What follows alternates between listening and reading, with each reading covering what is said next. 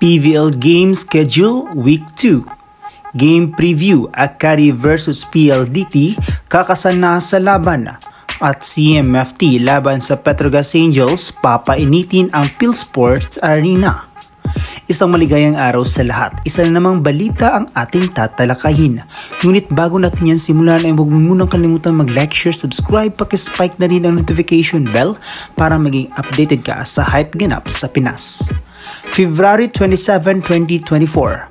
Magbabalik aksyon ang PVL teams for the second week of PBL All-Filipino Conference. Mauna nang makipagbakbakan ang PLDT kontra Akari Power Chargers.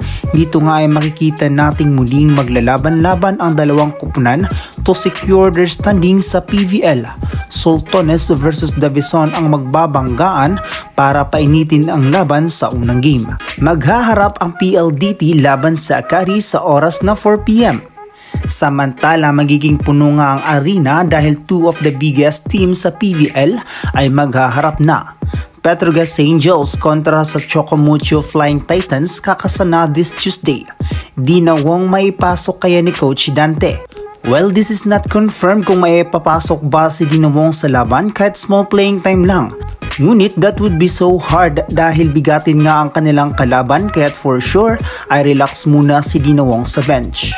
Makikita na nga sina Van Sickle at Rondina sa isang court. One will unleash the power of a bomb while the other one will showcase the power of strength. We can actually compare CC kay Brooke Van Sickle dahil these two players are also a beach volleyball that makes them strong like we always see them. Muli nga nating matutunghayan ang mga pipe attack ni Rondina at utak sa laro dahil isang veteran team and very experienced na team Petrogas Angels na nga ang kanilang makakalaban while galing din sa kampyonato ang Angels kaya't dala pa rin nila sa ngayon ang kumpiyansa nito sa laro. We will be seeing Brooke Van Sickle to be the anchor of the team since isa nga siya sa magiging scoring machine ng koponan. Is this going to be the redemption time of Petrogas Angels? Kung maalala ninyo last PVL conference ay hindi nga nakuhang matalo ng Angels ang OBE which made them lost their momentum.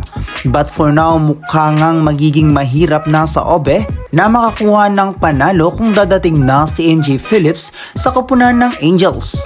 Kaya sabi nga nila, make the most of it and take it as advantage since si Brooke pa lang muna sa ngayon ang naging sandalan ng koponan. But let's expect na magiging long rallies at habulan ang score ang magaganap dahil palaban nga ang dalawang team na ito.